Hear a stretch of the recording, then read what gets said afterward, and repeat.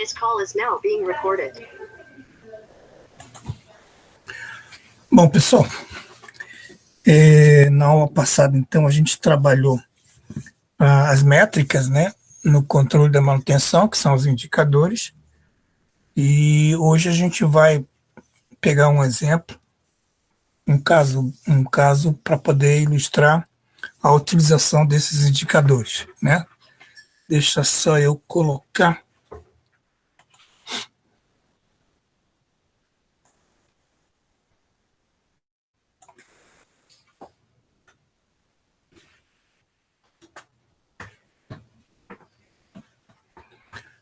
Tá. Então, pegar um caso, ele é meio real, os dados são reais, o contexto é um pouco diferente, mas é válido para a gente analisar aqui. Então, a gente vai imaginar uma central de bombas, onde eu tenho aí 5 equipamentos, 5 máquinas, são bombas centrífugas, e elas trabalham em série, e elas alimentam um determinado setor da linha de produção. A ideia é que essa fábrica trabalha 2 turnos, 8 horas por cada turno, e trabalha só 5 dias na semana, e para efeito de cálculo a gente considera 52 semanas no ano. Às vezes isso é diferente, depende muito do calendário da empresa, mas normalmente quando você tem um sistema de manutenção, isso já está embutido no cálculo, você não precisa se preocupar. Para facilitar o nosso cálculo aqui, a gente vai considerar 52 semanas. Teve algumas interrupções de produção, né, que corresponde àquelas horas em que a gente não pode planejar, a fábrica está parada. Então, a primeira situação, essa é uma fábrica que depende muito de vendas no estoque, e ela para uma vez por mês para fazer inventários. Alguns processos produtivos dependem desse inventário. Nessa fábrica teve 8 dias de feriados, em que ela não trabalhou. E ao longo do ano também teve 5 dias de paralisação, porque as vendas estavam muito baixas, então o estoque foi ficando alto para não gerar mais prejuízo. A direção, então, segurou a produção, e isso ao longo do período foi 5 dias de paralisação, né? O quadro abaixo, né, e tem uma configuração da bomba típica, vocês vão perceber ali que em cada equipamento eu tenho um histórico diferente, né? Por equipamento 1 eu tenho um histórico de tantas horas de corretiva, e aqui quantas vezes eu tive que parar para resolver essas 128 horas. Então não é cada evento 198 horas. A soma das ocorrências foram 18, e o total dessas horas dá 198. E aí você tem esse mesmo histórico para equipamento 2, 3, 4 e 5. Então, a ideia é que essa empresa esperava uma indisponibilidade máxima para os setores da fábrica como um todo, e esse setor também está incluído, uma indisponibilidade máxima de 2%. Ou seja, se ele fala em disponibilidade, é o que está faltando para 100, então a disponibilidade esperada era 98. Aqui não está se colocando como que se chegou nesse número, né? É sempre bom dar uma ressalva quanto a esse aspecto, que muitas das vezes é estipulado um nível de disponibilidade em que dificilmente é alcançado, né? Então, precisa se ver qual o critério que se estabeleceu para chegar a esse número, esse objetivo, né? Mas aqui não temos essa informação. Então, nós vamos analisar através dos indicadores, disponibilidade, indisponibilidade, o MTBF e o MTTR e as respectivas taxas, e ver fazer uma análise de como se comportou esses equipamentos desse setor ao longo do ano, que é o período que está se avaliando, né? Então, a gente vai começar fazendo os cálculos da jornada de trabalho, ou seja, eu tenho aqui 2 turnos por dia, né? Ela não trabalha 3 turnos nessa fábrica, cada turno é de 8 horas, e eu tenho 5 dias na semana, ela não trabalha sábado e domingo, e eu adotei aqui 52 semanas por ano. Então, se tudo der certo, eu vou ter horas por ano, que é a minha unidade de acompanhamento. Cortar o turno com turno, o dia com dia, semana com semana. Então, vai me sobrar aí o resultado dessa conta, que é 4.160 horas por ano.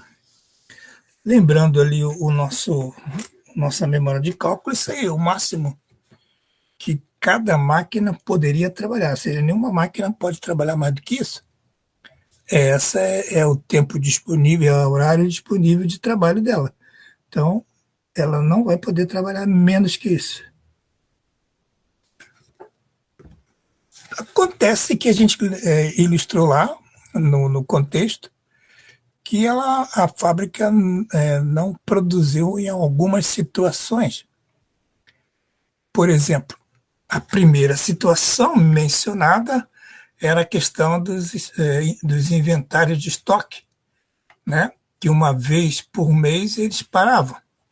Então, cada máquina trabalha 2 turnos, 8 horas, ou seja, o raciocínio é o mesmo para cá, só que agora eu tenho um dia por mês e são 12 meses por ano. Então, pelo mesmo raciocínio, né, fazendo aqui o cálculo de forma didática para entender bem, só em termos de fábrica parada, por essa questão dos estoques estarem baixos, eu não vou poder contar com 192 horas no ano.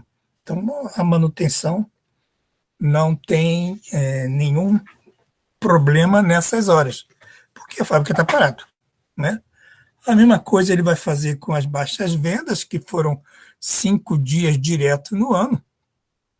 Como ele já deu aqui a unidade de 5 dias direto no ano, então é só fazer a conta em cada dia e multiplicar por dia no ano. Eu vou ter aqui 80 horas ano. E também a questão dos feriados, né, que ele também já deu 8 dias por ano. Faço a mesma conta, só que agora eu vou utilizar o valor de 8. E aí eu tenho aqui cada parcela de horas ano que essa fábrica não pôde produzir. Eu preciso descontar desse valor para me saber quais as horas de carga que eu realmente teria que trabalhar. Então, eu tenho 4.160, óbvio que aqui tem um errozinho, né? Ainda não corrigi isso. 4.160 menos 400 dá 3.760, nunca 37.670. A gente até pode corrigir isso aqui rápido para não fazer confusão aí na. Ah, ela está com outra filmagem. Bom, tudo bem. Mas eu vou. Vocês corrijam quando estiverem com esse material, né? Porque, na verdade, isso aí tem um erro aqui bem grotesco, né? Então, vamos colocar de novo para projetar.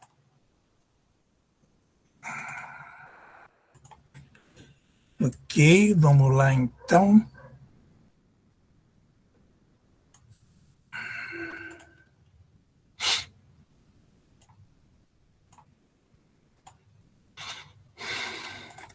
Ok. Então, só cuidado com esse aspecto aí, porque já no outro exercício teve um erro, e a gente só descobri isso agora quando alguns alunos me alertaram ali. Então, nesse caso, essa conta aqui dá 3.760, né? 4.160 menos 400. Bom, aqui embaixo tem o valor exato, né? 3.760. Como eu tenho 5 máquinas no meu setor, ora, 5 vezes esse valor eu vou ter 18.800. Isso se eu quiser apurar os indicadores do setor. E aqui, se eu quiser apurar um indicador por cada máquina.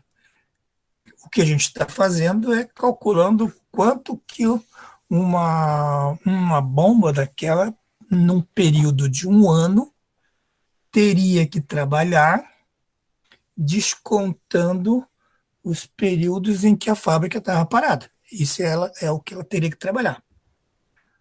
Agora eu vou com esses dados, que não tem nada a ver com manutenção, isso é puramente análise de jornada de trabalho, né? Valores da produção.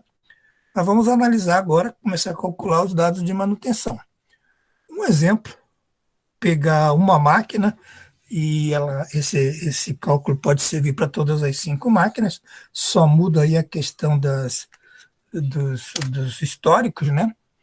Então, o cálculo do tempo operacional total, que é o tempo que efetivamente cada máquina trabalhou, ele vai ser aquele tempo de carga, que é 3.760, menos o valor que estava lá no histórico do equipamento 1, que era 198 horas. Então, essa máquina, efetivamente, ela trabalhou 3.562 horas. Ok? Gustavo Maia. Ok. Então, esse é o tempo operacional da minha máquina 1. Olhando aqui a fórmula do lado, eu vou calcular a disponibilidade dela, que é o tempo operacional dividido pela parcela TOPT mais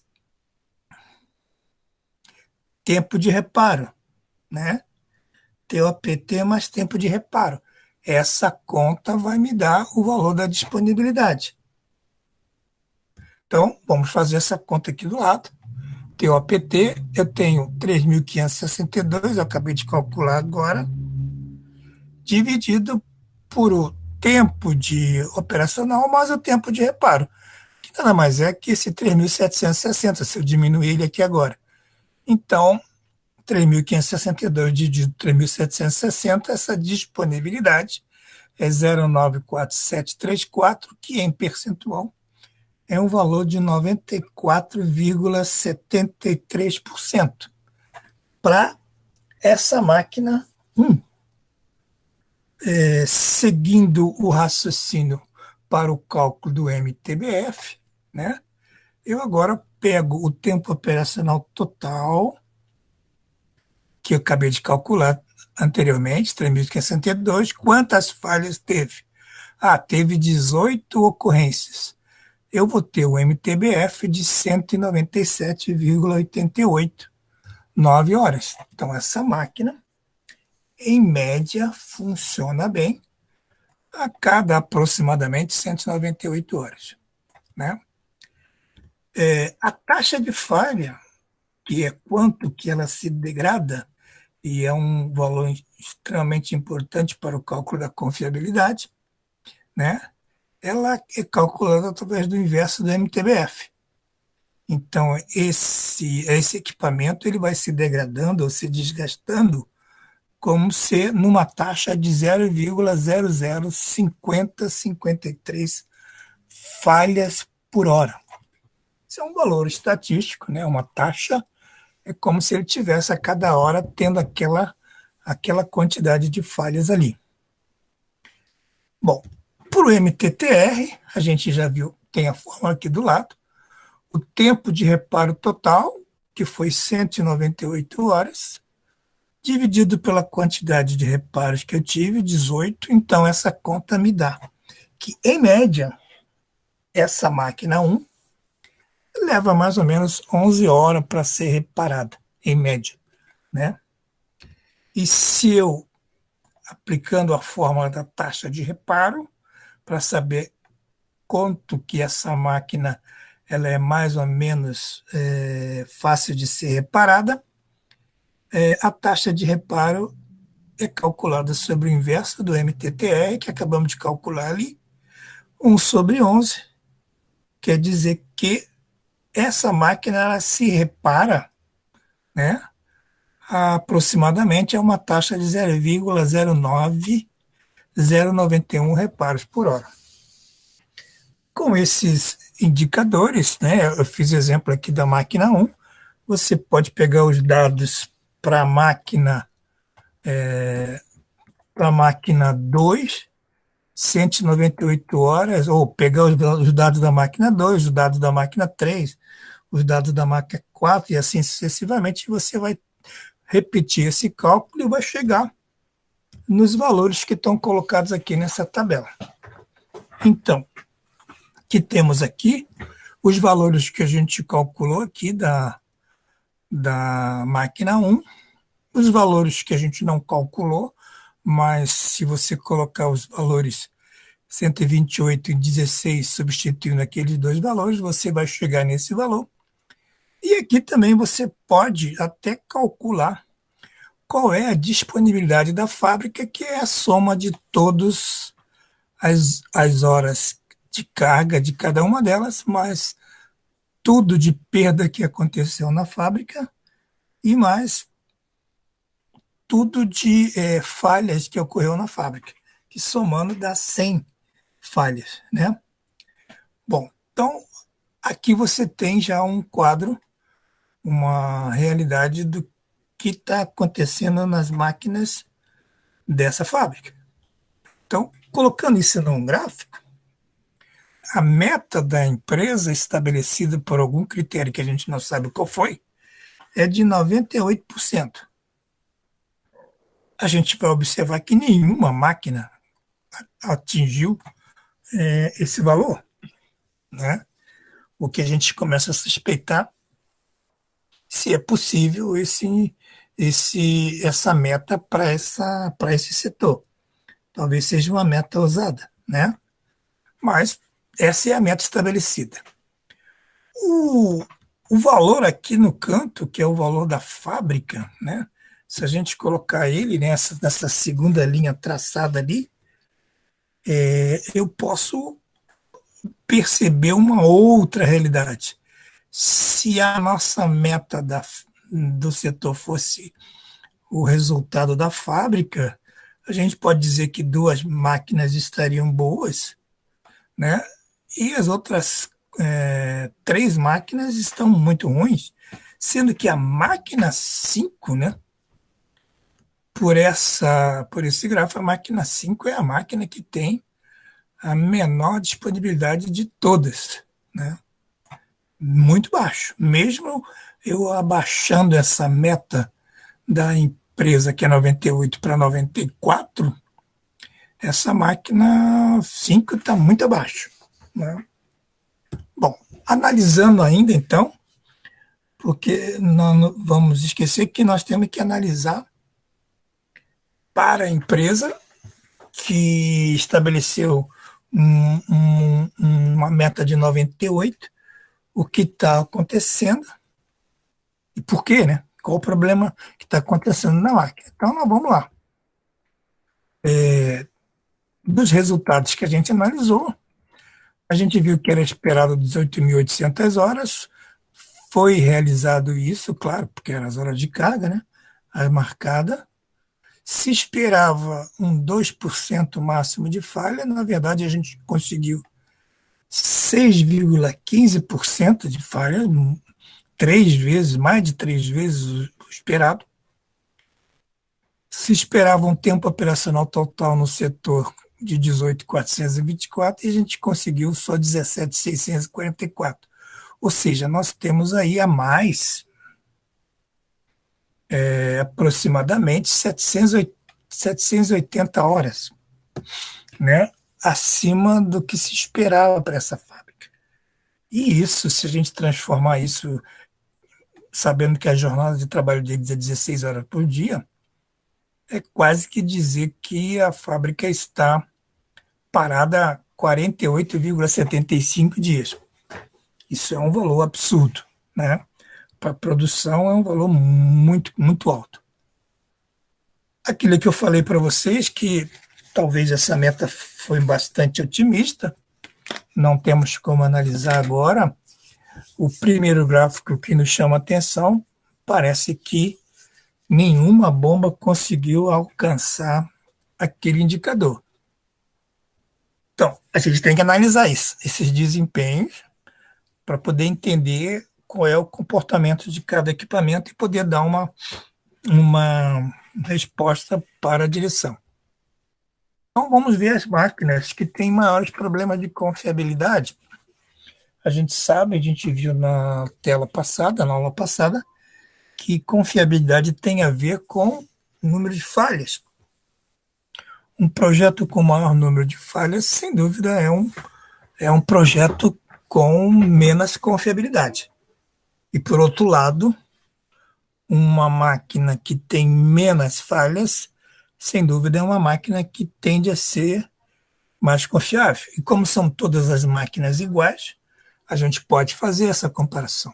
Então, eu peguei os resultados que nós calculamos ali, né? E ordenei aqui, ele está por azul, né? Esse é um gráfico que está ordenado pelo azul. E a gente observa aqui a máquina 5, né? E por que não dizer também a máquina 3 ou a máquina 4, né? Como está aqui pelo número de falhas, a máquina 5 e a máquina 3, elas aparecem como as de maior quantidade de falhas. Se a gente analisar pelo número de horas paradas, que sem dúvida para a produção esse é um aspecto bastante importante, talvez até mais importante que a quantidade de ocorrências, né? Isso depende muito do processo produtivo. Tem processo que é pior quantas vezes parar do que o tempo que vai parar. Os dois são prejudiciais, né? Então, por esse critério aqui, a gente tem uma maior quantidade de falhas na máquina 5 e na máquina 3, que a gente poderia dizer que são as duas máquinas, ou os dois equipamentos que têm mais problemas de confiabilidade. Beleza. E quais são as máquinas que têm os maiores problemas de mantenabilidade? Ora, problema de mantenabilidade tem a ver com o maior tempo de reparo. Que máquina eu levo mais tempo para reparar? Então, ordenando ou utilizando o mesmo gráfico, sem mexer na ordenação, a gente observa aqui que a máquina 4 é a máquina que me tem leva mais tempo para ser reparado. E eu tenho ainda a máquina 3 e a máquina 5 também como outras máquinas que, sem dúvida, também me preocupam em termos desse aspecto. São as máquinas que eu levo mais tempo para reparar, então são as máquinas que têm mais problemas de mantenabilidade. Tá. E que faço agora, professor? Olha, vamos analisar a confiabilidade dessa máquina, né? Entendendo que a confiabilidade, o cálculo da confiabilidade, nós assumimos que essa taxa de falha é constante para o equipamento que nós estamos analisando. Como nós queremos estimar, confiabilidade é um indicador que olha para o futuro, então qual é a confiabilidade desse equipamento para 1.800 horas, as próximas 1.800 horas? Qual é a confiabilidade, por consequência, qual é a probabilidade dele falhar, né? Pegando o equipamento 1, que tem uma taxa de falha 0,051, a confiabilidade para 1.800 horas é logaritmo weberiano elevado a menos a taxa de falha vezes o período que eu estou analisando. E isso vai me dar uma confiabilidade muito baixa, né? É a mesma coisa que eu dizer que a probabilidade desse equipamento falhar em 1.800 horas é 99,99. É certo que vai falhar, mas é óbvio que é. Né? Ele falhou em 3.000 e quase 3.600 falhou quase 20 vezes, a probabilidade dele falhar em 1.800 horas é muito grande também, né? Se eu fizer isso para todas as máquinas, eu voltei aqui que quase todas as máquinas, quase não, todas as máquinas têm uma probabilidade muito alta de falhar. Mas entre elas, né, mesmo ela sendo muito alta, a máquina mais confiável, né, entre aspas, apenas matematicamente, né, a mais confiável seria a máquina 2. Observe que se eu fizer essa conta aqui, ó, tá, vamos estipular aqui para qual é a probabilidade dessa máquina funcionar bem nas próximas 10 horas. Né? Se eu pegar essa conta e multiplicar essa taxa de falha pelo valor de 10 horas, essa confiabilidade ela vai subir para 60%. Mesmo assim, em 10 horas, nas próximas 10 horas ou no próximo dia do trabalho, a probabilidade dessa máquina falhar é 40%. Então, é uma máquina que não tem quase confiabilidade nenhuma. Né? E a máquina 2 é a mais confiável, porque, na verdade, é a máquina que tem a menor taxa de falha. Isso a gente já tinha visto na aula passada. Máquinas confiáveis são aquelas máquinas que têm menos falha, por consequência, menor taxa de falha. Tá. E em termos de mantenabilidade, professor? Olha, vamos avaliar facilidade ou dificuldade de se fazer o reparo, né? Então, vamos tentar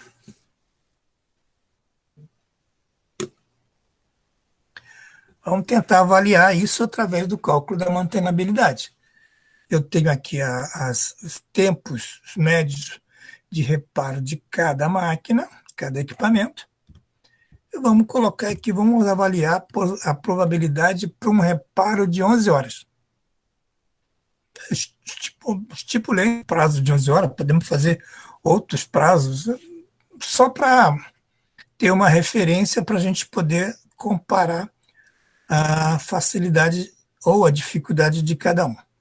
A forma da mantenabilidade é 1 menos logaritmo neperiano elevado a menos 11, que é o MTTR, desculpa, é o tempo que eu quero apurar, 11 horas dividido pelo MTTR. Ora, 11 sobre 11 vai dar 1, né? Então, essa conta aqui vai ser 1 menos E elevado a menos 1, onde eu vou achar que essa máquina tem uma probabilidade, uma mantenabilidade de 63%. Essa máquina tem 63% de probabilidade de o reparo de 11 horas acontecer nesse período. Se eu fizer isso para todas as outras máquinas, o mesmo raciocínio, só trocando os valores do MTTR, né, só modificando os valores do MTTR, eu vou ter agora que na máquina 2 eu vou ter 74%, na máquina 3 cai para 60%, na máquina 4 cai para 55%, e na máquina 5 esse valor fica em 59%. Então, o raciocínio que a gente tem aqui é qual é a máquina. Não me preocupa, não é que não me interessa, e também não é que não me preocupa, mas a máquina que preocupa mais, aí sim, é aquela máquina que eu tenho mais dificuldade para fazer um reparo, independente do período que eu estiver analisando. Né? Então, aqui a gente observa que essa máquina 4, que é a máquina que teve o maior tempo médio de reparo, 13 horas e meia, a máquina 4 é a máquina que tem aí uma probabilidade do reparo durar mais baixa das outras. Então, isso também é algo que chama atenção. Então, comparativamente, né, utilizando aí todos os critérios, né, das 5 máquinas que a gente tem no setor, a máquina de maior disponibilidade é a máquina 2, a de menor é a máquina 5. A máquina que tem o menor média de tempo de reparo é a 2, a máquina 4 é a que tem maior. A máquina 2 é que tem o maior tempo de bom funcionamento e a máquina 5 é que tem o menor. A máquina 5 é que teve mais ocorrências de corretiva e a máquina 2 é que teve menos. A máquina 2 teve o maior número de falhas. Aqui, desculpa, anterior de horas corretivas, né? E aqui é número de falhas. E aqui a máquina 5, por sua vez, é que tem maior número de falhas. Por isso a máquina 2 é a mais confiável e a máquina 5 é menos confiável. Mas aqui a gente tem, isso acontece bastante, não quer dizer que uma máquina que é pior num aspecto vai ser pior em todos, né? Isso é razoavelmente de se esperar, né, que esteja muito concentrado, os problemas maiores estejam concentrados num tipo de máquina só. Mas observamos aqui que a máquina 4, ela é a máquina que teve maior tempo de MTTR, por isso é a máquina que tem a menor mantenabilidade, a maior dificuldade de ser reparada. Então, se eu comparar com o que se faz na máquina 2, a gente pode verificar que o da máquina 4 tem alguma coisa aqui estranha acontecendo. Então, se eu pegar aqueles números que eu já tinha colocado lá no início, a fábrica esperava 98%, nós ficamos com uma faixa aí na faixa de 94%, bem abaixo do esperado, e tivemos aí quase 800 horas a mais de perdas em função dessas falhas. E o meu maior problema está na máquina 5 e eu tenho também um outro problema na máquina 4, que é a máquina mais difícil, com maior dificuldade para ser reparada. Então, aqui eu já teria condição de dar um relatório. Olha, nessa fábrica, nesse setor, nenhuma das máquinas atingiu o objetivo da empresa, sendo que as máquinas que mais preocupa é a máquina 5 e a máquina 4.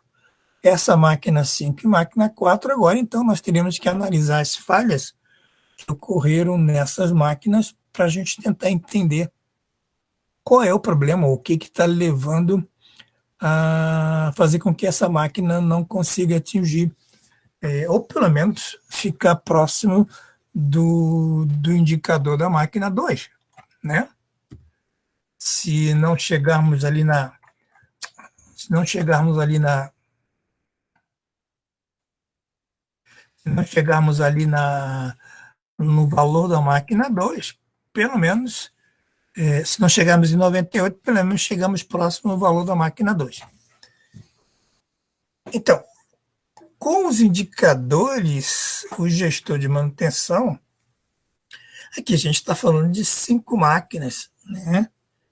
Se você consegue ter essa análise para a tua fábrica como um todo, é fácil de o gestor saber aonde é a máquina que tem menor disponibilidade, ou a máquina que tem mais falhas, ou a máquina mais difícil de ser reparada. Por que ela é mais difícil?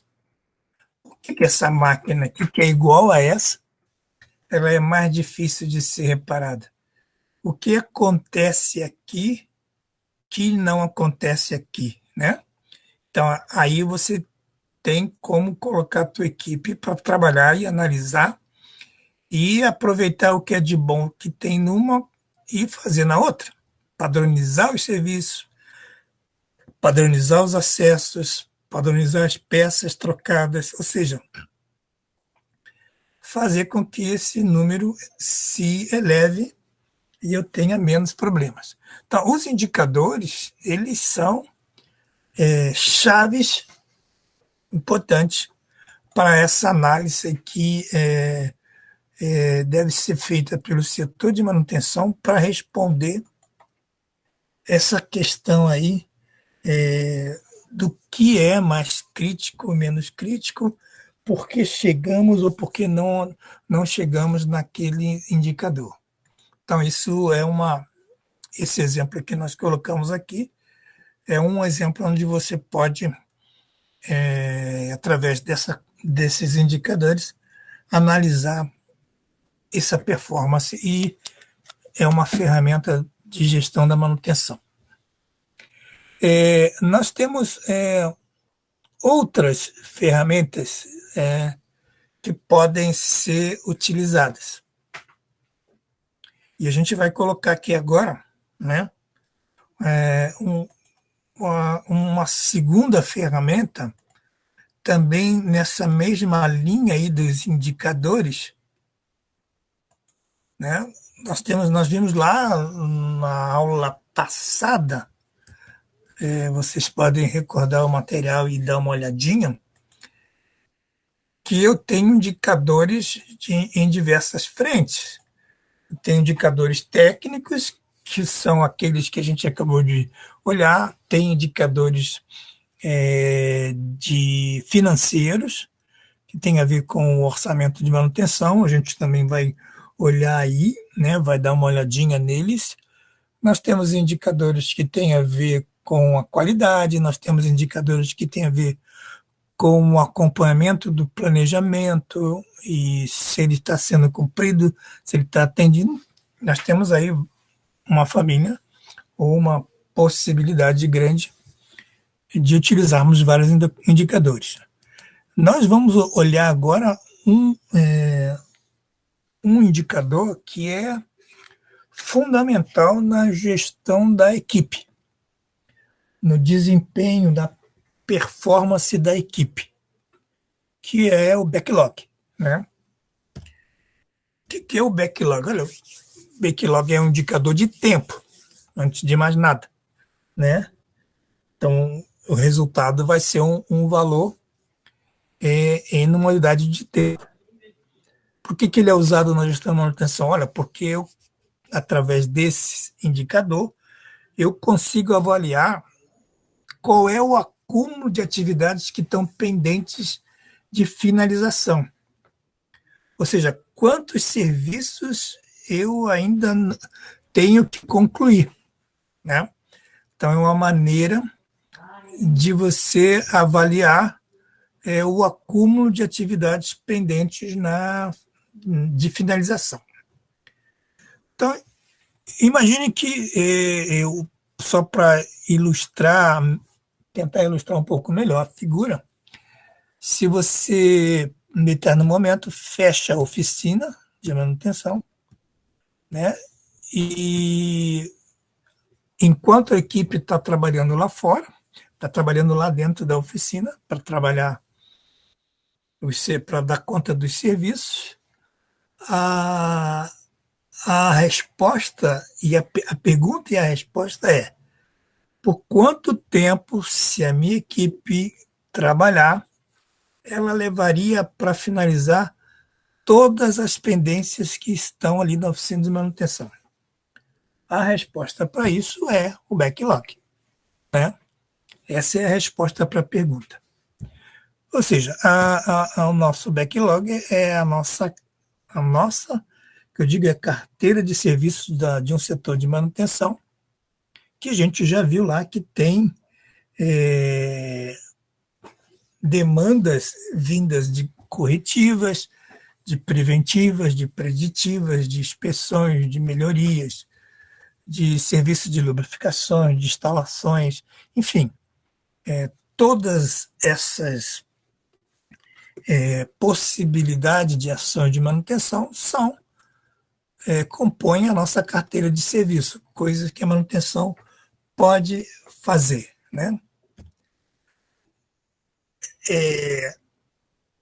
A ideia, talvez, ela chama atenção aqui, que eu acho que é interessante, porque algumas pessoas podem entender que isso seja, olha, o que está pendente de execução na manutenção. Não é só o que está pendente de serviço, né? Tem mais coisas por detrás quando se calcula o backlog. Serviços que estão atrasados, ou aquilo que está pendente de planejamento, ou aquilo que está programado, ou aquilo que já foi executado, mas não foi encerrado. E, enfim, na verdade, é todos os serviços que a manutenção precisa executar, né? Precisa executar. Não é só os que estão pendentes. Então, vamos só relatar, né? Aproveitando essa figura ilustrativa, as demandas que chegam para manutenção. As inspeções, tudo isso aqui vai me fazer gerar planos de manutenção. Eu gero planos de inspeções, de manutenção preventiva, de preditiva, de planos de lubrificação, que a gente já viu na aula retrasada. Em função desses planos, eu faço uma programação, já definido com a programação e controle da produção, para qual é a melhor data para executar as atividades, de acordo com a periodicidade que foi colocada ali. E aí, uma vez que esse plano, esse sistema começa a rodar, vai ele gerar ordens de serviço para os serviços serem executados. Uma vez que os serviços serem executados, essa ordem de serviço volta para o setor de planejamento, né, que vai coletar as informações, vai transformar esses dados e vai elaborar os indicadores que nós acabamos de ver um exemplo colocado ali agora há pouco. Então, o que chama atenção aqui é que todo o serviço da manutenção, para ser feito, tem que ter uma ordem de serviço, né? E essa ordem de serviço, ela tem status. Quando você abre uma ordem de serviço, ela tem um status, que é uma informação de como que ela está andando dentro da manutenção. Então, vamos pegar uma ordem de serviço que ela é automática, né? É um sistema de manutenção. A gente observa aqui que ela tem um código, né? Tem uma numeração, lá no cantinho tem uma numeração dela. Deixa eu voltar aqui, ó. Aqui tem uma numeração, ordem de serviço 1, 2, 4, 5, enfim, para fora. Tem uma origem. Essa origem se ela veio automática, se ela foi manual, se ela é uma corretiva, se ela é uma preventiva, se ela é uma preditiva. Qual é a origem, né? O que startou essa ordem de serviço, né? Aqui do lado aparece a classe de manutenção, né? Aliás, aqui eu até falei uma besteira. Aqui realmente se ela é interna, se ela é solicitação de serviço, se ela é manual, e aqui sim aparece a classificação se ela é preventiva, preditiva, corretiva, inspeção, lubrificação. Eu só troquei aqui os campos, né? Mas a informação existe aí. E aparece lá no último cantinho, lá, ó, um status da ordem de serviço. Nesse caso aqui, está em andamento.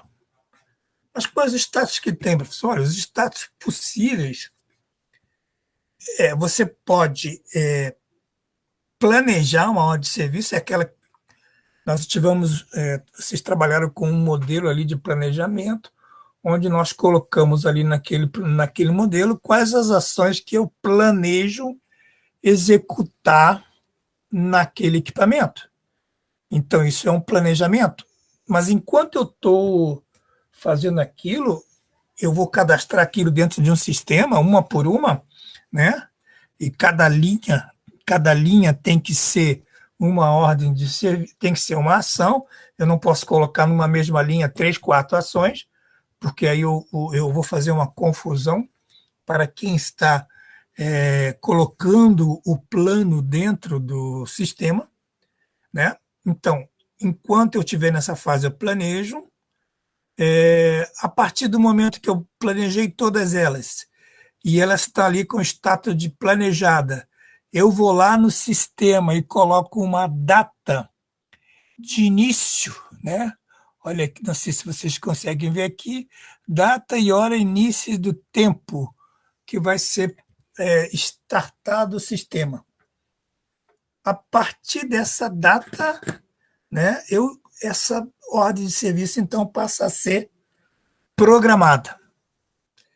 E aí, quando chega na data específica, aí o mecânico, o eletricista, atende aquela ordem de serviço, ela está em andamento, que é o caso dessa ordem de serviço aqui.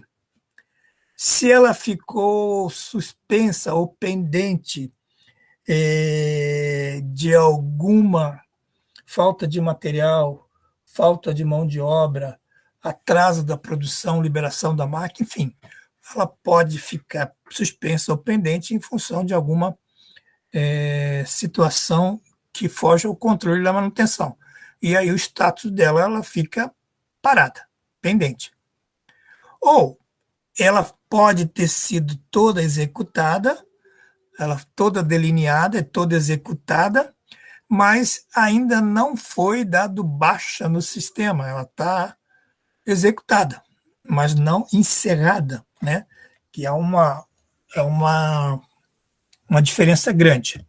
Então, a exceção dos status de planejado e encerrado, todas as demais status da ordem de serviço, eles correspondem a um serviço que a manutenção está executando, né? Ou programado, ou em andamento, ou pendente, ou já finalizada, ou já executada, são serviços que a manutenção está desenvolvendo. O que é o backlog, então, professor? Olha, o backlog, só lembrando, quando a gente vai calcular o backlog, esse momento lá, se as ordens de serviço são automatizadas, é um sistema informatizado, o sistema então para. Olha, vai rodar o backlog agora às 9h30 da noite. Então, o sistema não vai aceitar a ordem de serviço, não vai aceitar a solicitação de serviço, até que o backlog seja calculado e o sistema seja liberado. Então, nesse momento, não está entrando ordem de serviço e nem está saindo nenhuma ordem de serviço. O sistema está parado para ser calculado o backlog, né? Os fatores que vão influenciar o backlog, né? Olha, se eu tiver serviços pendentes, sem dúvida, tem muita ordem de serviço. Quanto maior for a quantidade de ordem de serviços, mais vai influenciar esse backlog, né? Também, se eu tiver uma carga de trabalho anterior pendente muito antiga, né, um acúmulo de serviços, isso vai me atrapalhar. Ou efeitos sazonais, que influencia bastante, né? Problemas na produção, ou próprio na manutenção, ou eventos isolados, uma pandemia é uma coisa que atrapalha bastante a execução dos serviços, né? Muda os enfoques, muda a carga, diminui a quantidade de gente trabalhando, tudo isso são efeitos sazonais, ou mesmo uma situação aí de greve, ou mesmo uma situação econômica, são efeitos que vão atrapalhar o cálculo desse backlog, sem dúvida. Tem que levar isso em consideração quando estiver comparando. Ou mesmo na capacidade de serviço, a minha equipe é pequena, isso sem dúvida gera um problema, né? Ou o backlog de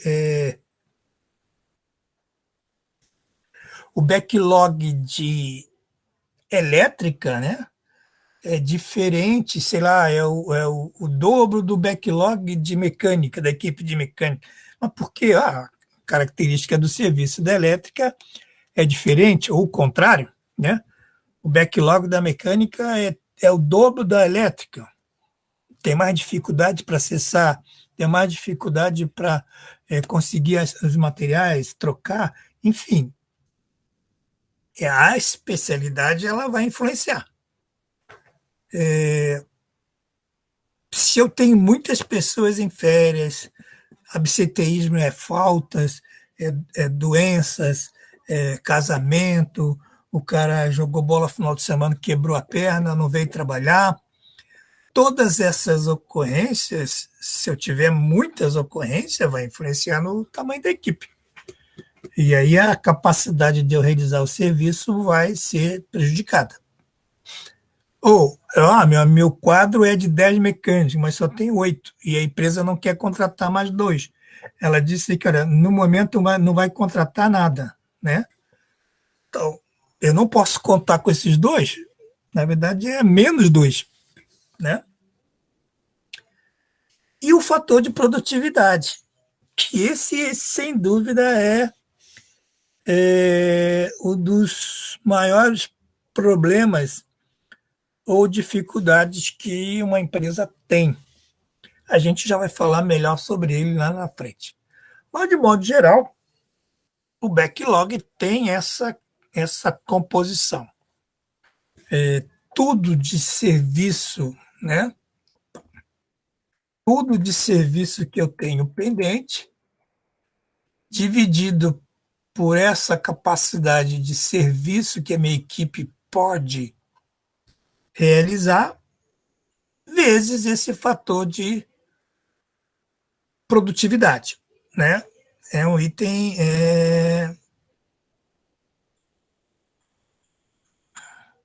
é um item que certamente vai me prejudicar. Ok. O que mais, professor? Esse indicador, como a gente falou, é um indicador de tempo.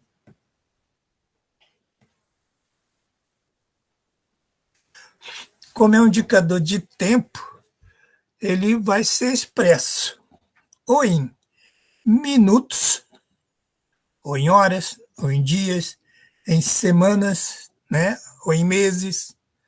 O mais usual que eu vejo, que acompanho, são os indicadores em semanas, né? Então, o backlog, eu vou somar todas as horas, na verdade, homens-horas que estão planejadas, pendentes, programadas, executadas e dividir pelo valor total da nossa capacidade de produzir serviço, né? Aqui ele chama atenção de que a nossa mão de obra, se eu tenho 10 funcionários que trabalham 8 horas por dia, durante 5 dias na semana, então 10 vezes 8, 80 vezes 5, 40, né? Então a minha capacidade, 80, 400, então a minha capacidade de produzir horas é 400 horas. Não. Ninguém pode achar que nós vamos trabalhar 100% do tempo, ainda mais em serviços de chão de fábrica, né? Isso tem que tomar cuidado na hora da gente calcular, porque precisamos levar em conta esse desperdício, essa improdutividade que acontece num dia de trabalho. É normal isso, né? É bem normal isso aí. Então, a fórmula para calcular em consideração a produtividade é essa fórmula que nós colocamos aí, que é o que a gente já falou lá em cima, são com o cuidado de observar essa questão do fator de produtividade, né? E aí vem um negócio que é bem estarrecedor. A produtividade média da empresa no Brasil, nossa, brasileira, ela está aí na faixa de 12 a 25%. Ou seja, de 12 a 25%, se eu pegar um dia de trabalho, né? Vamos botar um dia de trabalho de 10 horas, efetivamente, fazendo serviço, a gente não pode considerar mais do que 2 horas e meia em chão de fábrica. Por quê? Porque essa é a realidade nacional, né? Então, esse tempo aí que se perde para lanche, para ir ao banheiro, para instruções, interrupções e às vezes conversas, esse tempo aí a gente precisa levar em consideração, porque a gente não vai ter um aproveitamento de 100% da mão de obra, né? Vou pegar o exemplo aqui de um backlog sem a gente levar em consideração a apuração do fator de produtividade. Ou seja, quanto que a empresa trabalhou naquela semana já com o valor de horas pronto, para a gente olhar os dois exemplos. Porque essa é uma maneira de você anota quantas horas você fez, né? Então você já sabe qual é o valor de horas que você conseguiu produzir, dependente se você saiba qual é o fator de produtividade ou não. Então, imagine que essa empresa tem 12 mecânicos, né? E trabalha 9 horas, 36 horas por dia, né? Com 1 hora de almoço aí. A pergunta é: qual é o backlog para situações abaixo? Quais situações abaixo? Olha, entrou um supervisor novo de manutenção, ele chegou lá e encontrou uma quantidade de serviços pendente de 8.927 homem-horas. O que é homens-horas, professor? O que é isso? Ora, homens-horas é uma unidade convencionada, ela é subjetiva, mas ela mede a quantidade de trabalho realizado por uma pessoa, por um homem, durante 1 hora. Isso é homem-hora. Então, quando eu falo 8.927 horas, isso quer dizer que eu ou tenho uma pessoa que precisa trabalhar 8.927 horas, ou eu tenho X pessoas que, somada a quantidade de cada uma pode produzir, vai dar 8.927 horas. Então, essas são a unidade que é normalmente utilizada para o cálculo do backlog. Então, está lá 12 funcionários, está lá no enunciado, 9,36, transformando decimal de hora 9,6, trabalha só um turno, não trabalha 2 turnos, né? E 5 dias na semana. Como é que ele vai poder apurar a carga, a capacidade desse setor de produzir, né? Então vamos lá. É 12 funcionários vezes 5 dias na semana, vezes 9,6 horas por dia. Então, essa equipe pode produzir 576 horas. Então, aqui não está levando em consideração a questão do fator de produtividade, né? Então, eu vou lá na primeira semana, vou lá pegar o histórico aqui, ó, eu vejo que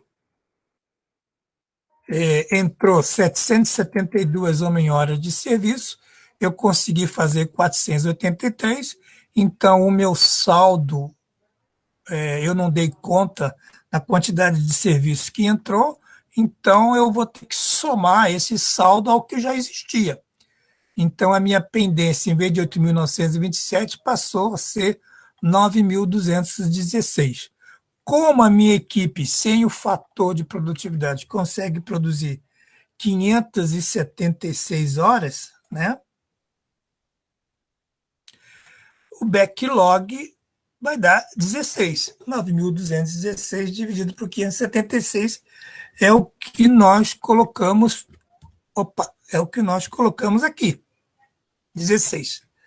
Se eu fizer isso aí nas próximas 4 semanas, se eu não estou enganado, que é o que ele está apurando, né? Na segunda semana entrou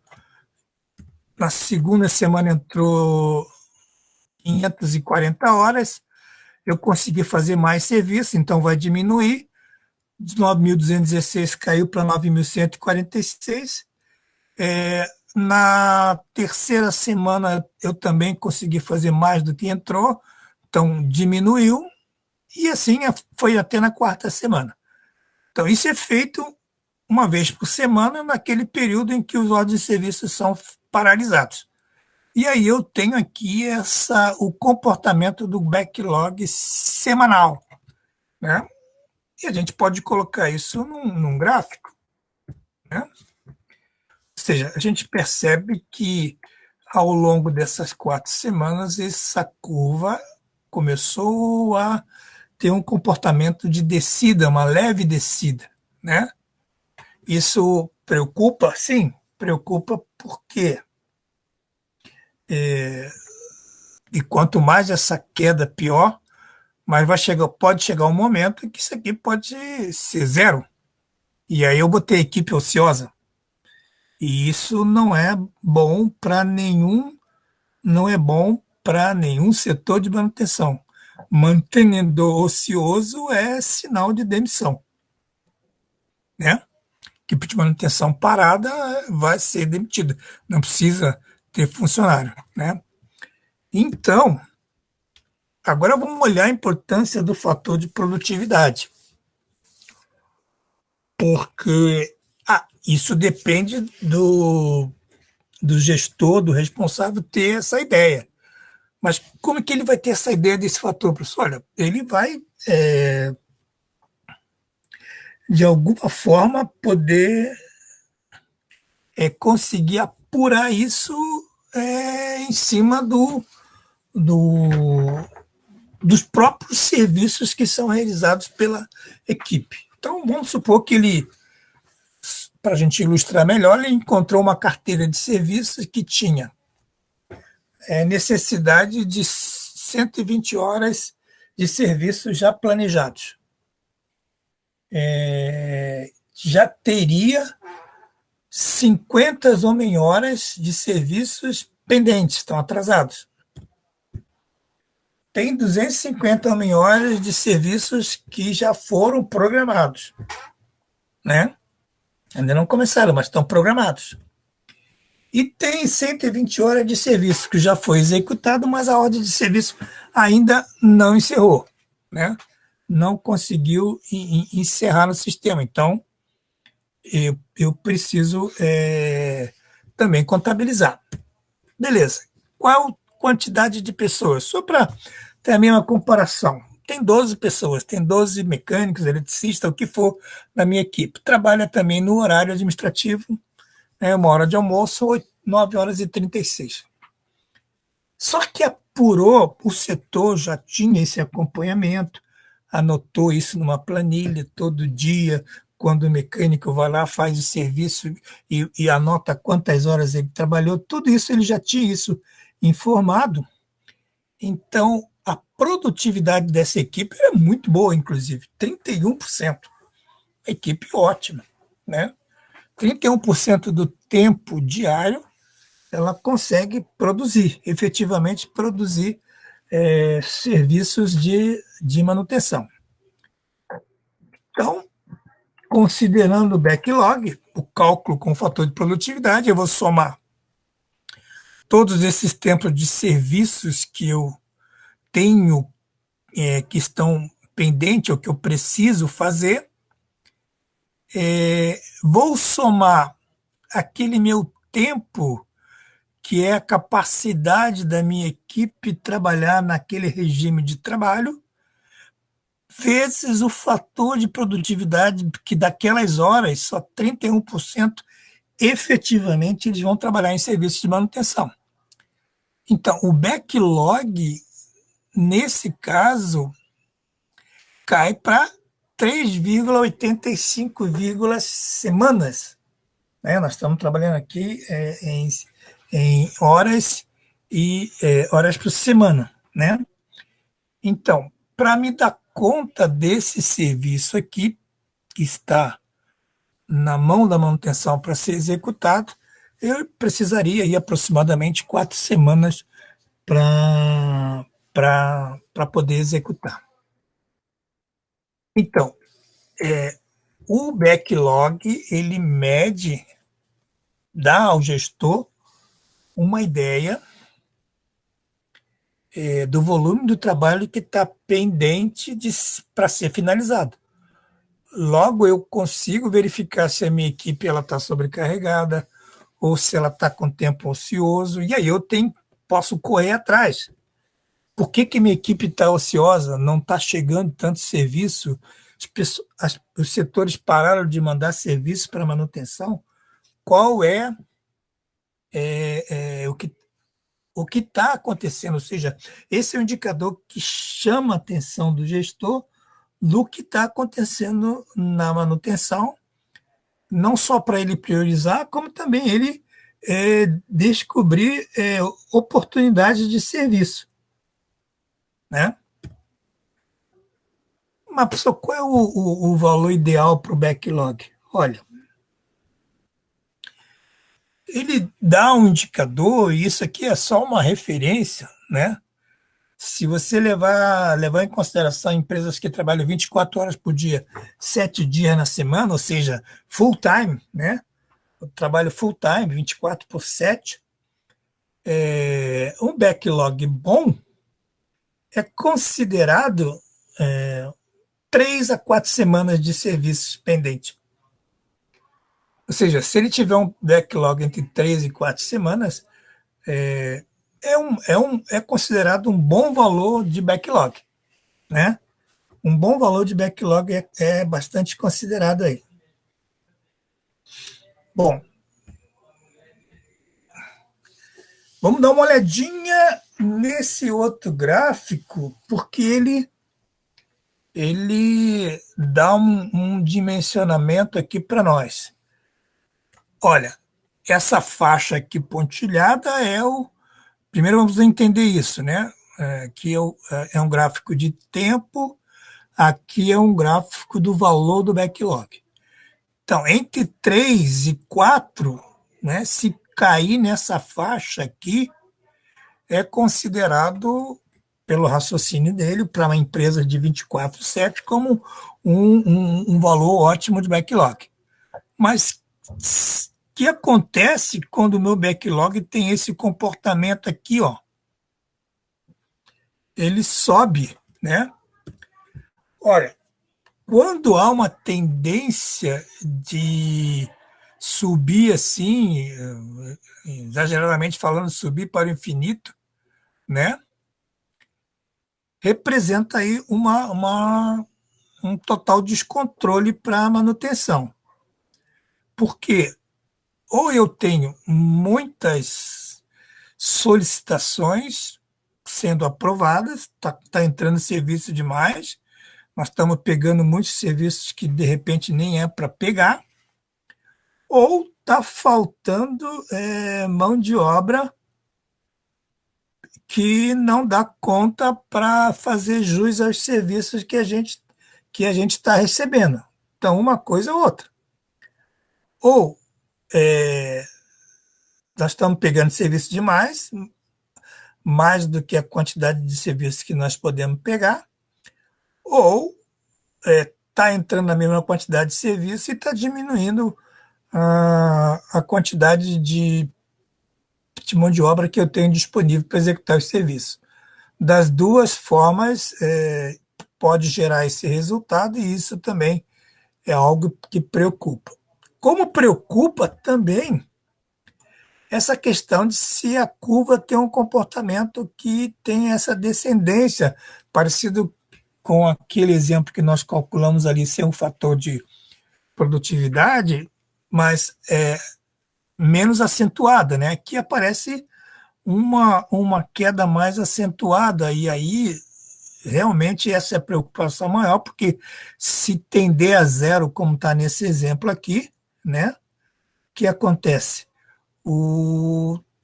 Isso vai gerar equipe ociosa, vai gerar mão de obra parada, e isso é problema para manutenção, com certeza, né?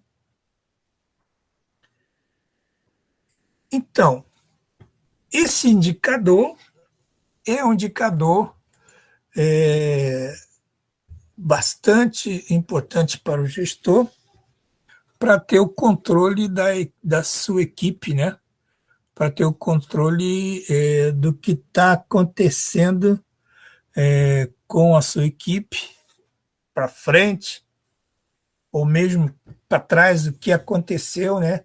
O que, o que levou a acontecer isso, ou o que, que eu tenho que fazer para me cuidar, para evitar que eu tenha curvas muito subidas muito exponenciais ou quedas também muito bruscas. Então, esse é um indicador extremamente importante para o gestor fazer gerenciamento na sua equipe. Bom, com esse indicador, a gente fecha os indicadores aí de gestão e os indicadores técnicos. Nós vamos ver nas próximas aulas os indicadores econômicos, que tem a ver, aliás, temos ainda mais os de confiabilidade e os indicadores econômicos. Temos mais essa duas gama de indicadores para serem trabalhadas. Eu queria ver se houve alguma coisa que não ficou clara, alguma coisa que vocês têm para colocar. Estou à disposição. Ô, professor vai. Esse material não está lá no Cigar, né? O material que está lá no Cigar é o material de indicadores, mas esse material daqui foi revisto e eu vou colocar no site da aula de hoje, tá? Mas o que está lá no material da nota de aula 3, ele tem aí 80%, 90% dos slides que eu projetei aqui. É que normalmente sempre a cada semestre eu vou fazendo algumas revisões e às vezes eu não tenho tempo ainda de revisar a apostila. Mas tudo que tiver diferente eu vou sempre colocar eu vou postar sempre na aula do SIGA para que vocês possam não perder conteúdo. Mais alguma coisa, pessoal?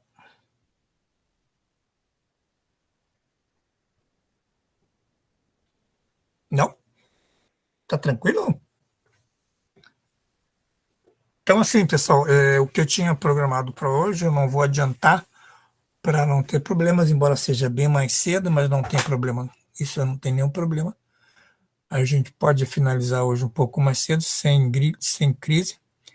Na próxima aula, então, a gente vai ver mais uma série de indicadores para a questão da gestão.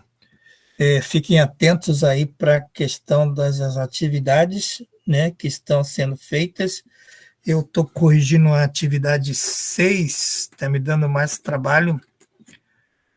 Essa, sem dúvida, eu vou precisar voltar a explicar, né? Embora eu estou fazendo uma correção bem didática em cada um dos arquivos que foram passados para mim, mas certamente a gente vai precisar voltar a explicar um pouco essa atividade 6, porque a gente está percebendo que houve bastante dificuldades para interpretar essa atividade. Mas isso, talvez na próxima aula eu já consiga fazer essa avaliação melhor. Ainda tenho metade dos alunos para corrigir dessa atividade 6, né?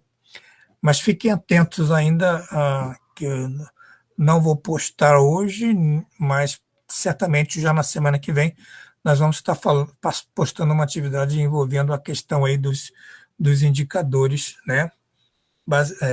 Se baseando bastante nesse exemplo que nós falamos aqui hoje, né? Que é um bom exemplo para servir aí de padrão para os cálculos.